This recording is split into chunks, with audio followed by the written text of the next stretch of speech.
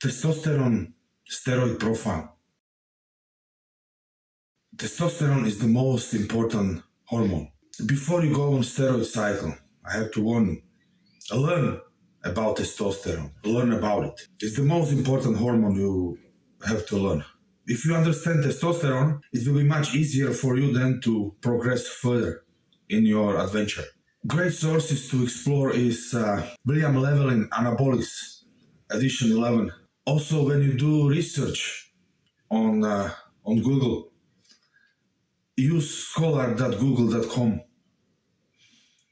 Don't take advices on forums and gurus like, there is a lot of wrong information over there on the internet. And it's also information overload. Everybody has their own opinions. If you watch about the steroid on YouTube or internet, it's mostly wrong. Some gurus, they don't know what they're talking about. They think they do, but they don't. They think that if they are big, they are right. So just be cautious. If you have a coach, or even if you don't, always ask, why should I do that or should this? Regarding anabolics, it's better to ask, not just to take advice on a face value. So all anabolic steroids contain a synthetically manufactured form of the hormone testosterone or a related compound that is derived from this hormone. The testosterone is created or is manufactured in our bodies. You are right, they are manufactured in testes or balls. So adult male body will manufacture between 2.5 11 milligrams, 2.5 and 11 milligrams per day for males. For females, it's just 0.25 milligrams per day, or 1/4 of gram. The dominant sex hormone in women is estrogen. However, with age, the production of testosterone gradually decreases. So older you are, the less testosterone is produced naturally in your body. What this can lead to? Low testosterone levels lead to low libido, erectile dysfunction, weight gain, loss of muscle mass and strength, chronic fatigue, lethargy, low mood and depression. You are more able to put on fat that nobody wants. So testosterone molecule can interact with muscle, skin, scalp, bone, kidney, central nervous system, and prostate. So steroid hormones are lipophilic. It means fat-loving. They would freely enter the cell across the plasma membrane. So they would get inside, no problem. They don't need receptor on the surface of the cell. So let's take insulin. Insulin is a peptide hormone and is lipophobic, meaning it cannot freely cross the plasma membrane and has to bind to the receptor on the surface of the cell. And if the cell has androgen receptor, the testosterone molecule can bind to that cell, exert or manifestate its activity on the particular cell in the nucleus, automatically increase protein synthesis. In the nutshell, this process lasts from 4 to 6 hours. Adipose or fat tissue is also androgen responsive, and here these hormones support lipolytic or fat mobilizing capacity of cells. What does that mean? As we enhance the androgen levels, body fat may be depleted at a more active rate. The ratio of androgen to estrogen action is important, as estrogen plays a counter role by acting to increase the storage of body fat. Hence, if you wish to lose fat, estrogen levels should be kept low. Testosterone also elicits androgen activity in the sebaceous glands, in the pores, on the face, sebaceous glands. Sebaceous glands are microscopic, all-producing glands that are found in the dermis. It means the second layer of the skin. So as the androgen levels increase, so does the release of oils. And as oil input increases, so does the chance of pores becoming clogged. So this is why acne is such a common side effect of steroid use. So direct and indirect anabolic effects. Testosterone has anti-catabolic or anti-glucocorticoid effect on muscle. So glucocorticoids, like cortisol hormone, for example, have an exact opposite on the muscle cells than androgens, like testosterone. Namely, cortisol is sending information to the cell to release protein. So this process is called catabolism and represents a breaking down of muscle tissue, because muscle tissue is mostly protein. When cortisol levels rise, especially during stress, so don't be stressful too much. Also, a lack of sleep elevates cortisol. So stay away from the stress. If you are stressed at work, if you are stressed of the life, don't do that, okay? So stay away from stress as possible if you want to build muscle. The quick trick to lower cortisol is a deep breathing exercise for at least 5 minutes.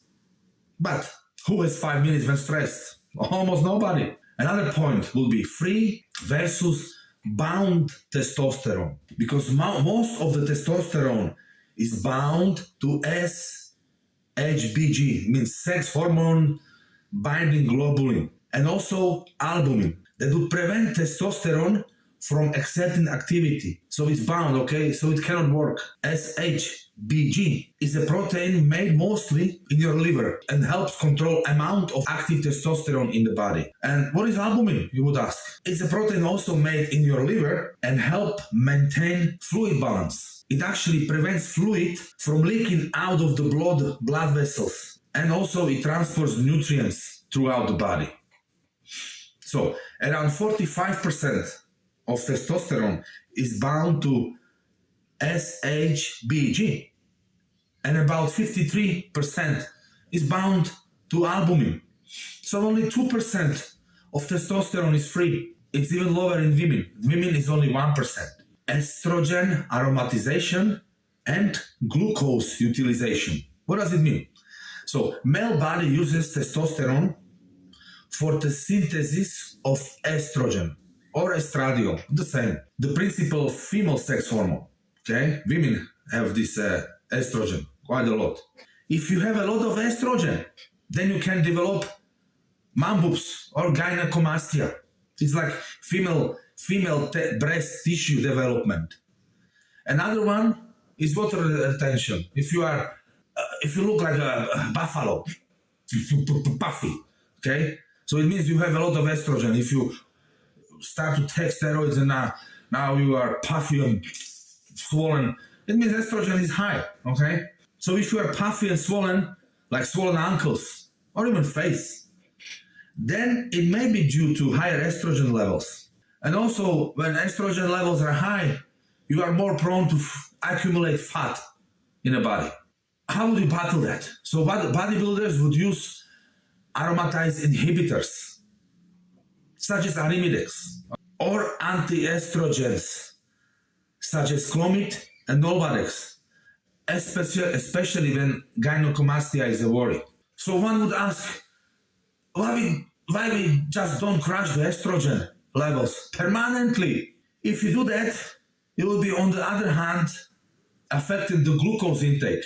Glucose is actually the fuel for the muscle. The other side effects of low estrogen will be weakness, reduced sex drive, and also increased body fat. Too low estrogen causes steroid lethargy. What is it? Steroid lethargy is when the athlete is on a productive cycle and not being able to train at full vigor. The reason is that estrogen plays an important role in the activity of serotonin. And serotonin is vital to mental health and sleep-wake cycle. So interference with this neurotransmitter is also associated with chronic fatigue syndrome. So it is bad to have estrogen too high as too low. You have to find the equilibrium, sweet spot. When you take the testosterone, it's also converted to DHT.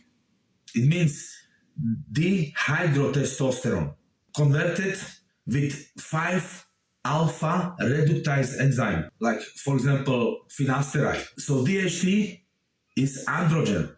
That means a sex hormone as testosterone. 5-alpha reductase enzyme removes C4 and 5 double bond of testosterone and adds 2 hydrogen atoms, hence named dihydrotestosterone. Okay, dihydro means 2 hydro molecules. By doing that, DHT binds to the androgen receptor easier. DHT plays an important role in central nervous system, in the functioning of it. Neural cells contain active androgen receptors. Inhibiting the formation of DHT during a testosterone cycle will cause strength and muscle growth slow down. Testosterone has different esters. Okay, do esters means that something is better than other? No, it's about how it works. So we have more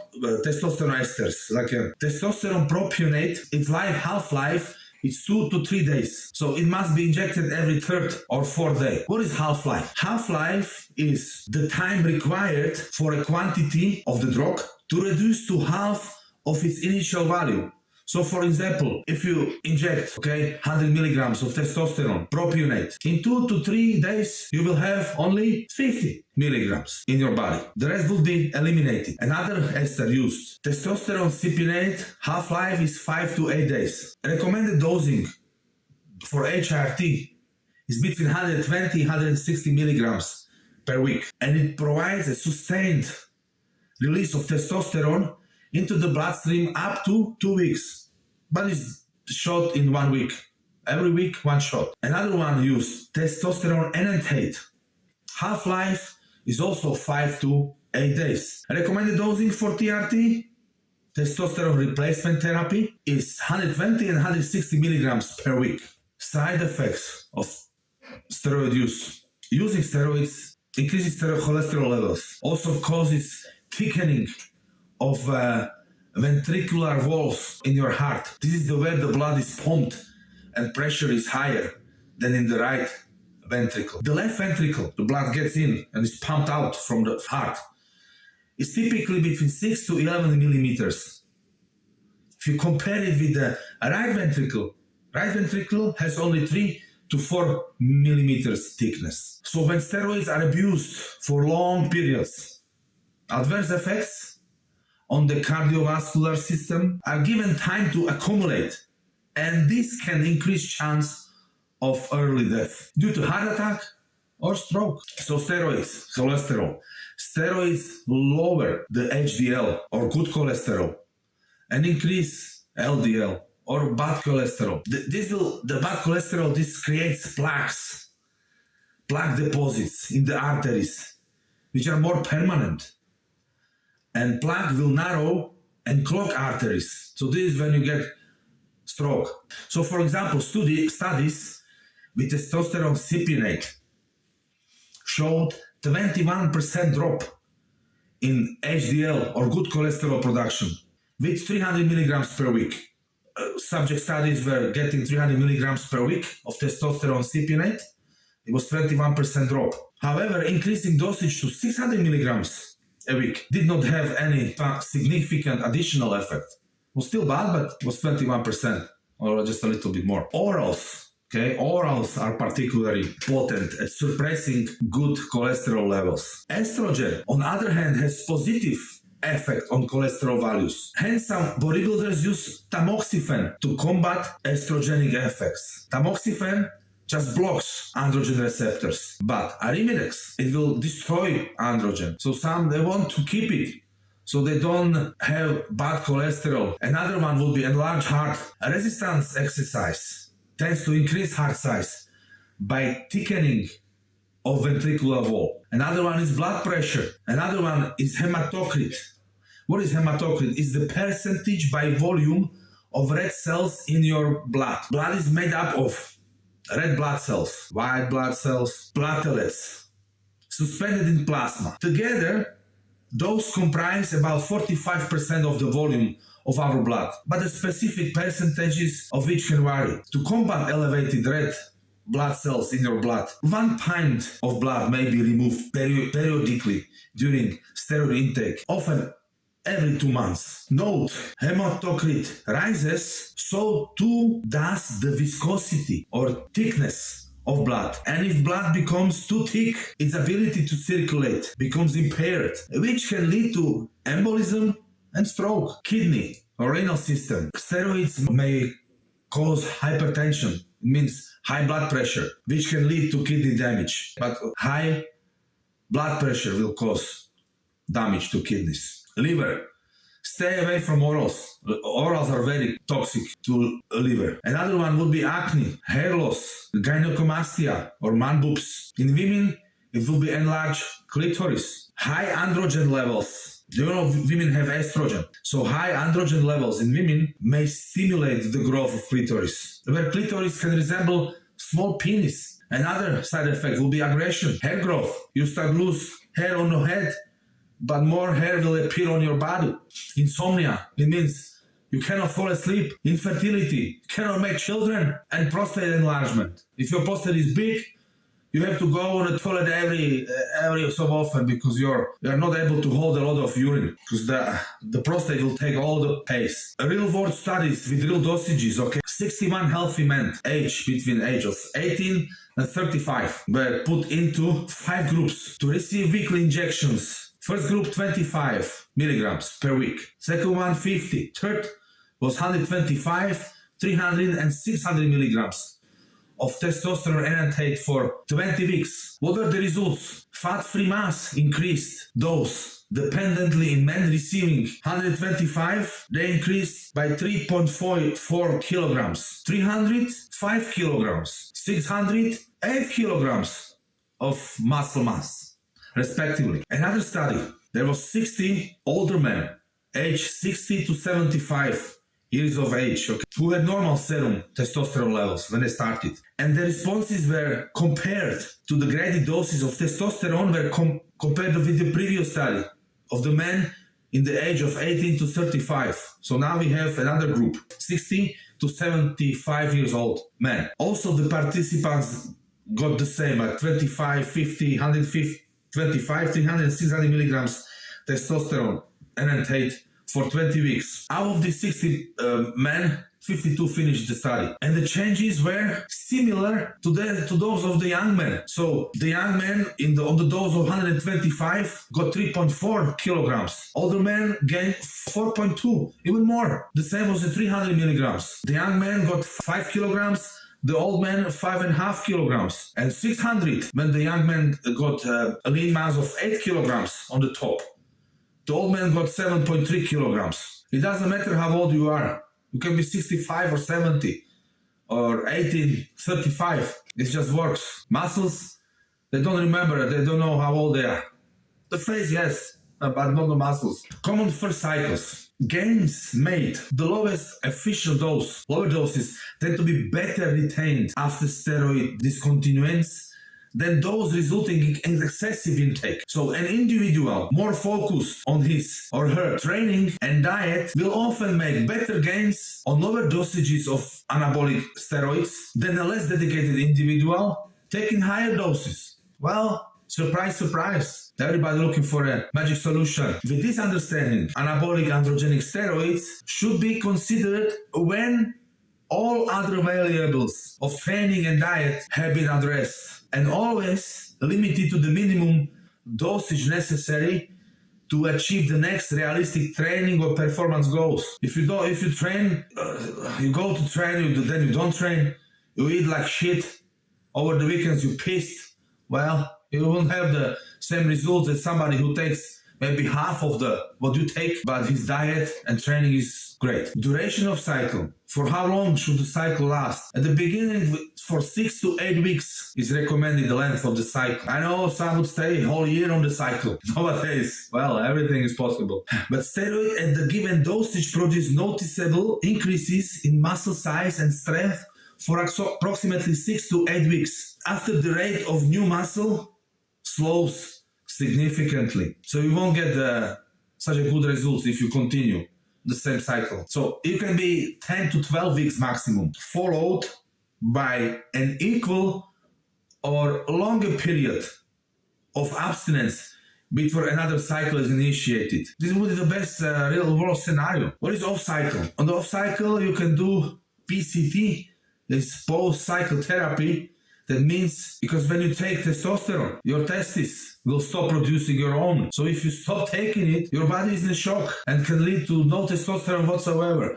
It's also very dangerous. PCT must be considered. And if you are older, and you have kids like me, I'm almost 50. So I'm on TRT. I don't have go through this process. I just put on the testosterone replacement therapy.